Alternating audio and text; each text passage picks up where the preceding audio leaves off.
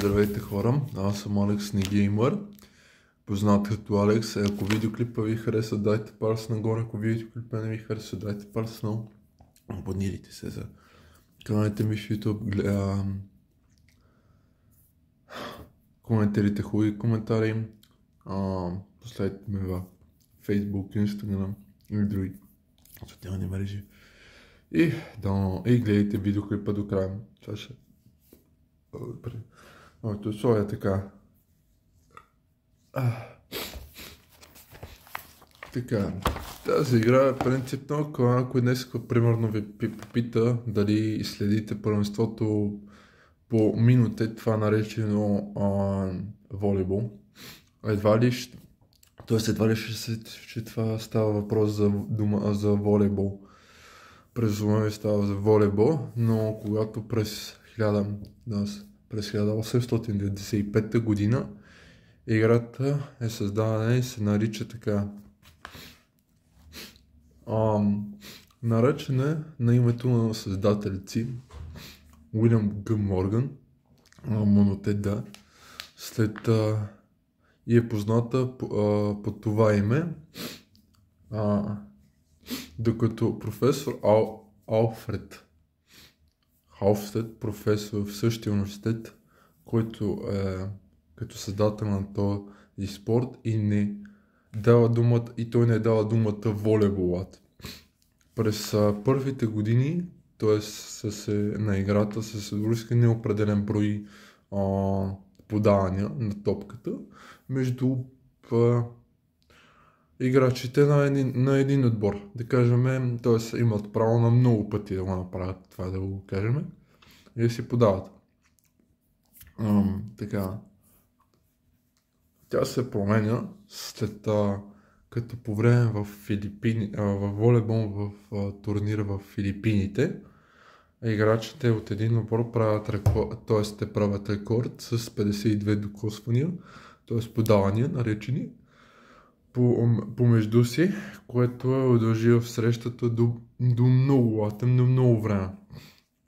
За да те да превратят това нещо, дългото разиграване, местните властен волен болен клуб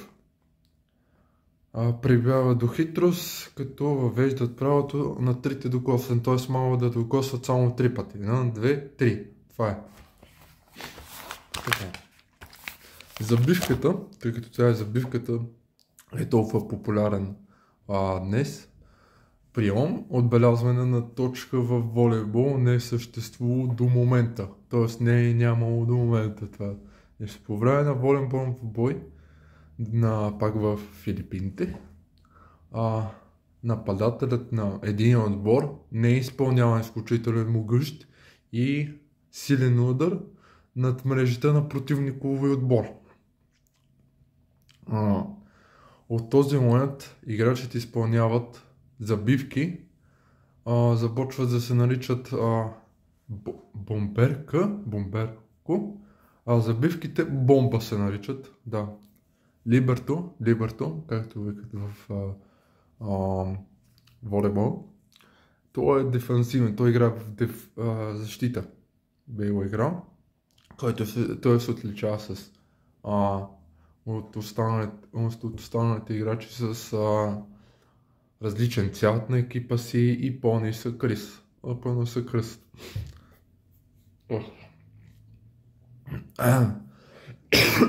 Неговата основна задача е посреща началния удар и да играе в защита.